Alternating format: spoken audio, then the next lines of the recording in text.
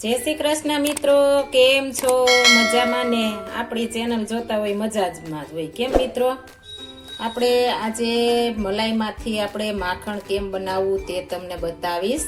આપણે દૂધ ઉપર જે મલાઈ જામી ગઈ હોય, આપણે સાંજે મૂક્યું હોય તો સવાર થાય તો આ રીતના મલાઈ જામી જાય છે।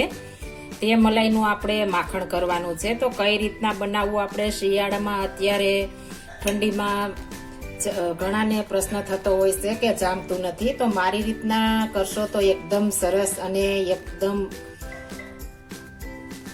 પાણી વગરની આપણે મલાઈ જામી જશે। આપણે આ મલાઈ ઉતારી લીધા પછી આપણે થોડી એવી ગરમ કરવાની છે ચૂલા નીચે, એટલે આપણે ગરમ થઈ જાય ત્યારબાદ આપણે તેમાં છાશ નાખીને મેળવી દેશું અને ઉપર કપડું ઢાંકી દેશું આપણે, એટલે એકદમ સરસ જામી જશે। મારે કાલે મેં મેળવી દીધી છે। હું આ તમને બતાવવા માટે જ આ બતાવું છું કે આ રીતના મલાઈ હોય તેને આપણે કઈ રીતે જમાવવી। હવે આને આપણે સાઈડમાં મૂકી દેશું અને આપણે જે જમાવી છે તે હું તમને બતાવું। આપણે આ કાલે જમાવી લીધી છે, એકદમ સરસ આપણે જામી ગઈ છે। આ રીતના એકદમ સરસ જામી જાય ત્યારબાદ જ આપણે છાશ કરવાની છે। આપણે સરસ જામી ગઈ છે, હવે આની છાશ કરીશું। આપણે પહેલા એકદમ સરસ આ રીતના મિક્સ કરી લેવાની છે, એટલે એકદમ સરસ આપણે માખણ બને। આ રીતના આપણે હલાવીને ત્યારબાદ જ છાશ કરવાની છે। હવે આપણે બ્લેન્ડર વડે છાશ કરીશું। આ રીતના આપણે સરસ મિક્સ કરવાની છે। આ રીતના ફરતા ફેરવતા જશું એટલે આપણે ફટાફટ માખણ થઈ જશે। આપણે એક જ જગ્યાએ નથી રાખવાનું બ્લેન્ડર, આ રીતના ફેરવશું એટલે આપણે સરસ ફટાફટ 2 મિનિટમાં આપણે મલાઈમાંથી માખણ બની જશે। આપણે શિયાળો હોય ને આ રીતના ફટાફટ ન બનતી હોય તો હું તમને આગળ બતાવીશ કઈ રીતના કરવી, તો તમારે ફટાફટ છાશ બની જશે। વિડીયો તમે જરાક પણ સ્કીપ કર્યા વગર જોજો તો તમને ખ્યાલ આવે કે કઈ રીતના આપણે કરવાની છે, તો ફટાફટ બની જાય। આપણે આ રીતના થાય પછી આપણે થોડું ગરમ પાણી નાખીશું, એકદમ નહીં થોડું એવું, આપણે અડધા કપ જેટલું ગરમ પાણી નાખીશું અને ફટાફટ આ રીતના ફેરવશું એટલે આપણે ફટાફટ માખણ બની જશે। આપણે ઠંડીમાં ફટાફટ ન બને તો થોડું ગરમ પાણી ઉમેરીશું તો એકદમ સરસ ને ફટાફટ બની જશે। તમે જોઈ શકો છો માખણ બનવામાં લાગ્યું છે। આ રીતના કરશું એટલે આપણે ઈઝી અને ફટાફટ થઈ જશે, ટાઈમ પણ નહીં લાગે। આપણે બારું માખણ છૂટું પડવા માંડ્યું છે છાશથી।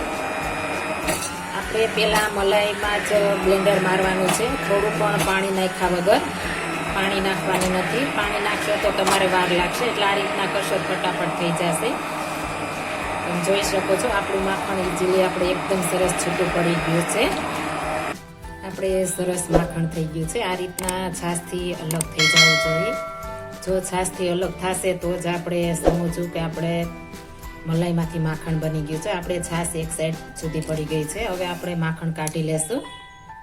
અત્યારે ઘણાને માખણ પણ અડવું ન ગમતું હોય, તો આપણે કઈ રીતના છાશમાંથી માખણ કાઢવું એ આગળ તમને બતાવું છું। આપણે હાથ અડાડ્યા વગર આપણે માખણ કાઢી લેશું। માખણને છાશ બંને આપણે અલગ અલગ કરી લેશું। આપણે કોઈ પણ વાસણ નીચે રાખવા લઈ લેવાનું છે, ઉપર આપણે કોઈ પણ જાળી રાખી દેશું અને તેમાં આપણે જે માખણ કાઢ્યું છે તે આપણે આ રીતના ગાળી લેશું, એટલે બધું માખણ જુદું પડી જશે અને છાશ આપણે નીચે આપણે વાસણમાં વહી જશે।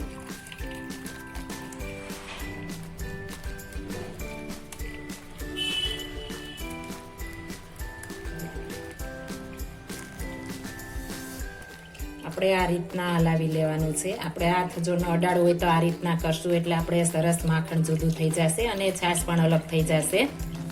હવે જો આપણે લાંબા સમય સુધી માખણ રાખવું હોય તો આપણે થોડું થોડું પાણી નાખતા જશું ને ધોઈ લેશું। પાણી નાખીને ધોશું તો ખટાશ દૂર થઈ જશે, એટલે આપણે થોડું થોડું પાણી નાખીને આ રીતના ધોઈ લેશું તો સરસ ચોખ્ખું થઈ જશે આપણે, અને ખટાશ જરા પણ નહીં રહે। આ રીતના પાણી નાખીને આપણે ધોઈ લેવાનું છે। આપણે હવે છાશ નીતરવા દેવાની છે, નીતરી જાય ત્યારબાદ આપણે એક વાસણમાં કાઢી લેશું। આપણે સરસ મજાનું માખણ તૈયાર થઈ ગયું છે। આ રીતના જો આપણે પાણીથી ધોઈને સાફ કરીને રાખીશું તો અઠવાડિયું સુધી આપણે ફ્રીજમાં કાંઈ થતું નથી અને જમવામાં આપણે ઉપયોગ લેવો હોય તો લઈ શકીએ છીએ. અને આવું નવું તાજું ફ્રેશ રહેશે. આ રીતના બનાવશો તો તમે વારે વખતે આ રીતના બનાવશો એટલું સરસ, આપણે ખાટું પણ જરા નહીં ને એટલું મસ્ત રહેશે. અને આ રીતના જમાવશો ને બનાવશો તો માખણ પણ આપણે વધારે બનશે. મારે આ 4 દિવસનું માખણ આટલું બન્યું છે. જો આ મારી રીત પસંદ આવી હોય તો મારી ચેનલ લાઈક, શેર અને સબસ્ક્રાઇબ કરી દેજો. ફરી મળીશું નવી રેસીપી લઈને. જય શ્રી કૃષ્ણ.